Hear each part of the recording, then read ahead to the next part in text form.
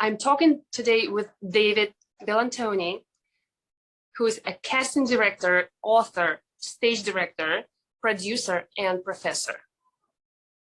That's a lot. Is it all true? Yeah, it is all true. Yeah. It's a lot. Yeah. It's a lot. It looks like you're a very responsible person to take all those. Yes, I mean, part of it is, I guess in our business, we have to juggle a lot. We have to hustle a lot. So I don't have one full-time job. I have many part-time jobs. Everything is kind of freelance. So I teach at Pace University. I pick up other teaching jobs here and there. I'm teaching at one-on-one this weekend. And being a casting director, again, is not a full-time job. It goes job to job. And then that leaves me time to write and produce my own projects, which to me, all these other jobs, the hustle is a way to make money. So I can write and direct my own projects. That's really the goal. That's great. And David, tell us about your experience in Los Angeles and New York, in all those professions. How both cities impacted your work? Yeah, I mean, I'm a New Yorker. I'm born and bred here. Yet I really love California. I'm kind of split in that way. I love the beach. There's many things I love about California, and I started the business here in New York and then went to LA. I wanted to go out there primarily to write films, but ironically, I stepped into a lot of theater there. That's really where I began to write plays, and LA is not known for a good theater, but of course there are a ton of great writers out there and a lot of great actors. So I actually jumped into theater companies out there and got my stuff produced. And bottom line for that is it's just easier to produce a play than to produce a film. It's just a lot less money. The different, how it's influenced my work. I don't know. I mean, I wrote a lot of things about New York when I lived in LA, but I also expanded my knowledge of living in a completely different location, completely different lifestyle. Although I went to college in Santa Barbara, so I was a New York kid who came to California. I had long, very blonde hair. I looked like a surfer. I wasn't, but so I've kind of been split New York to California. So that's always kind of been in me. Which city you like most? I mean, I went to LA, of course, because of the business. New York is home. LA is definitely a second home for me, and I still have beautiful friends out there, and my mother had moved out there, and so I have people who are like literally family out there. I was there over the summer, and it's just a very comfortable place. I love the whole state, though. I've traveled up and down. San Francisco is a beautiful city, an incredible city, but it's not something for us. In our business and what we do, it's yes, there's theater there, but it's not really a place to move to for that. So I love both sides. I really do, and I guess LA mattered to me. I did start casting out there, and then came to New York with LA casting experience. And I did get a chance to really work with some pretty heavy hitters at that time. So that was a great learning experience, and I think my time in LA really helped me to direct actors better, because I work with really fantastic actors and great directors out there. So that really brought me to New York with some really good experience. Wonderful, wonderful, yes. How do you create your storytelling for movies and plays? Are they born entirely from your imagination or real life? Yeah. Well, to me, yeah, but I mean, yes, both. There are some things that I pulled from my life experience and the people that I know. There are other things that I've definitely done both. I co-wrote a movie called The Matchstick Man many years ago, which a writing partner of mine read an article about a boxer in Wales in the Los Angeles Times that happened to have the same last name as him. He brought that article to me. We both thought this will make a great movie, and we researched and we traveled to Wales, and we optioned the project. As producers, and we met the family. We interviewed people. We lived with them for a month, and so that was, that was something that was completely outside my own experience. But I tried to do, and we both tried to just dig in and do proper research. And we actually we tape recorded the voices, and we used the father as the voiceover, and we just listened to it over and over to find the rhythm and to find the thread, and to make sure we had the voice, because it wasn't our own. We're American. But plenty of others, like Three Kings that you mentioned before. I mean, that's based on my family, so I know that rhythm. I know the New York Italian. I know New York rhythm. I know the cadence, the structure, the way of speaking. So that's easy for me to find. But so it's definitely been a bit of both. Sometimes it comes from within me, and other times I find things out there in the world that matter. This is so interesting. Yeah, actually, I wanted to ask you about Three Kings. Sure. I saw the film, and it's a prize winner. It's a beautiful story. There is so much love, care, and bonding with one another as family members.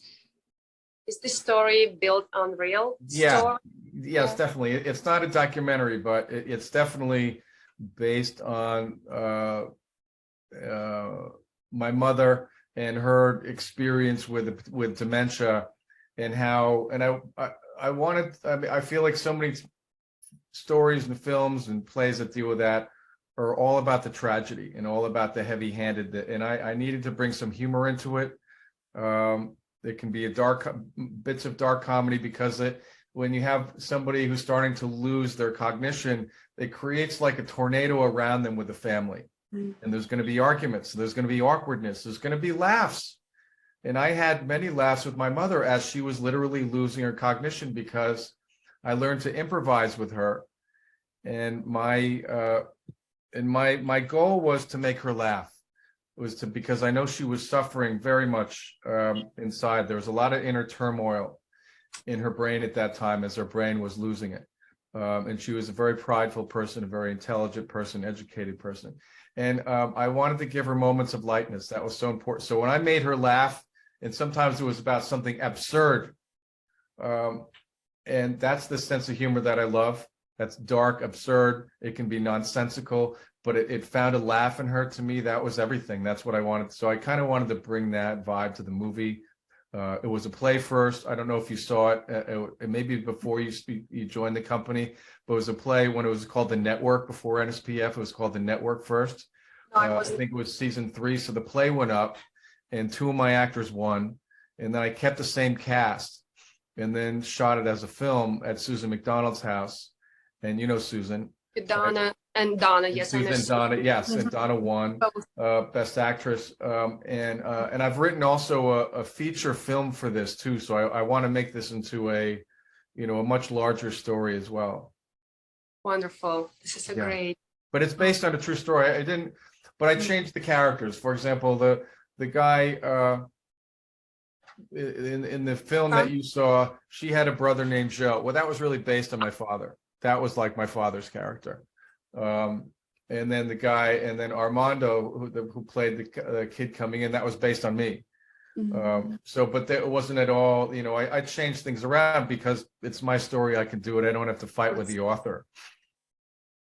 Oh, that's great.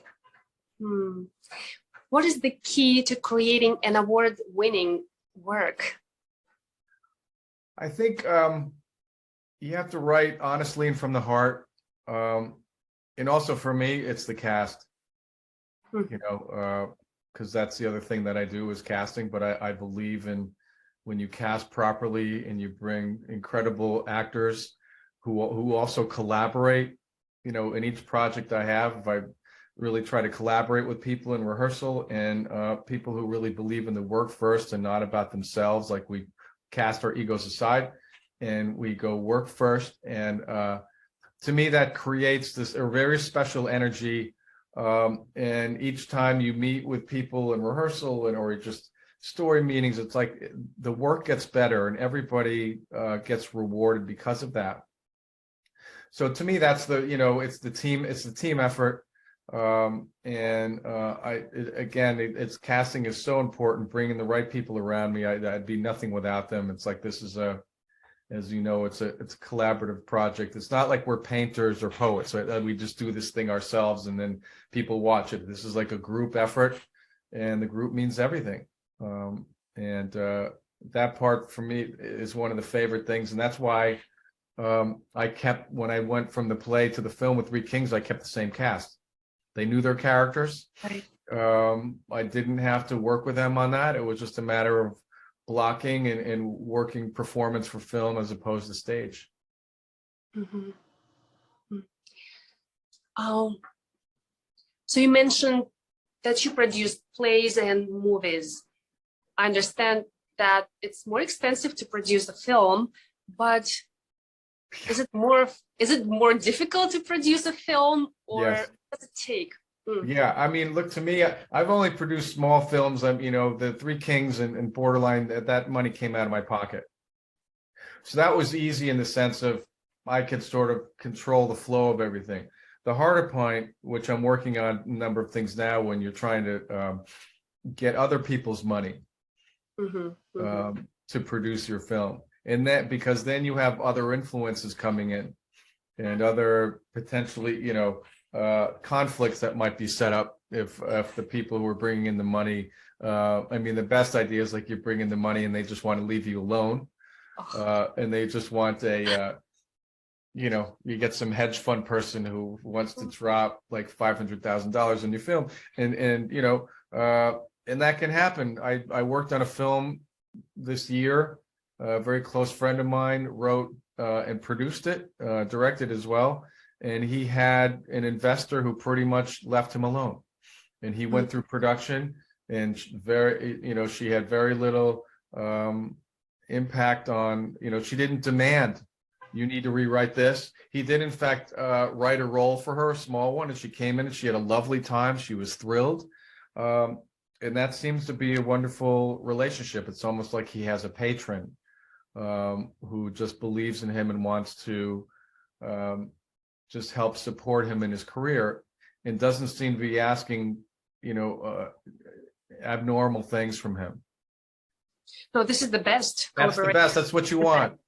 It's basically the sponsors doing their job and the producers doing their job. And sometimes they want a tax break or a write-off or charitable donation or whatever. Sometimes they want to feel like they have a toe in the business. Great. But now, other people may want to, like, they're going to demand casting decisions and other things. And, and I get people with money do, they should have they should be able to have some value for what they're bringing in if they want to have decisions in the film. I can understand that philosophically. I just wouldn't want to have to deal with it. Yeah. Well, in this industry, we deal with people, different personalities. Yeah. Right. Yeah, as you said, as you mentioned before, it's so the movie and theater is all about the teamwork, the group of people, versus painting or composing the music, let's say. Yeah. And so the idea, like, the older I get, the more I want to be around people who we get along, we connect, we see things the same way. It doesn't mean you're not challenged. You should be challenged, but critiqued, of course, but in a positive way that pushes you, as opposed to knocking you down. You can get a couple people that can destroy the whole thing. And I've seen that happen many times. So I had a wonderful experience on this film this year where it was just cast and crew. We were like a brotherhood. And there were some tough days. Filmmaking is tough. But it was really just overall a really positive experience. And we all gained a lot from it. Yeah, we don't want crazy makers. No crazy makers. No crazy makers. No, we can read about them in the paper. We don't need to have them in our lives. Oh, it's wonderful. I know you didn't stop working during the pandemic, when the creativity of so many artists was literally swept away. Did you find that time more difficult to write and teach your students, or did it inspire you to refine your work? Oh yeah, there's no way I stopped. I did more. I had more because I had more time. For sure. That there's no way that I wrote 2 full-length plays. I connected with Kathleen over at ATC, and we did all these Zoom plays, and I reproduced 2 plays that I'd done in Los Angeles. I was busy because I made use of that for sure, because when I'm doing all the things that you mentioned before, when I'm hustling, well, the casting debt died. So when I'm casting, if I'm really busy casting, I'm not writing, because casting is a very it's great work in many ways, and I love working with actors. But I give a lot all day, but when I come home, I'm exhausted. I'm not ready to like jump on and start writing, creating something new. So casting went away. I was on unemployment and different government things, which was helpful, thankfully. I'd never been on that before, but that kept me alive. And so now I had more time to write. And Kathleen offered up ATC. We're going to do all these different Zoom productions. So I was constantly doing stuff like this. And of course, Zoom theater is not live theater at all, but yet you can still get your work up and see if the story works. And I found people, like if you can have people impacted or feeling something based on seeing a bunch of squares like we're doing, then that means something. It means you've written a pretty good story and you've cast some pretty good actors. And so I did a couple things where people really responded, and it's free, and it's not hard for people to get there. They can just do what we're doing, is pop up in your laptop, and then you can watch. So I kept very busy. Great. I saw a couple of readings on ATC Studio platform. Yeah, nice. That was great. Kathleen was so helpful, and it was working with all the people that we know, and they were all available, and yeah, so yeah, why not? Sure. Yes. Great. And what is a new project or projects are you working right now? So one of them is a play that I wrote in 2021 called The Mayor, which went up. So the reading, I saw the reading. Yeah. So I mean, people were really just choked up by that. And Julie was phenomenal. Susan, Chris, I mean, really seriously, they were just. So we are gearing. Paul, Susan, and I are going to produce this reading, and we're going to bring like some Broadway people there and some theater, like heavy New York hitters, and hopefully we can actually get a real production going with that play. And so that's that reading at, what are we, the 12th? So literally like 2 weeks, from today, that reading will have it's basically, it'll be in a small theater. It's kind of a private thing. It's not wide open yet, but it's for industry people. And hopefully that'll kind of, set some things in motion and get some funding in place and get it up on a real stage.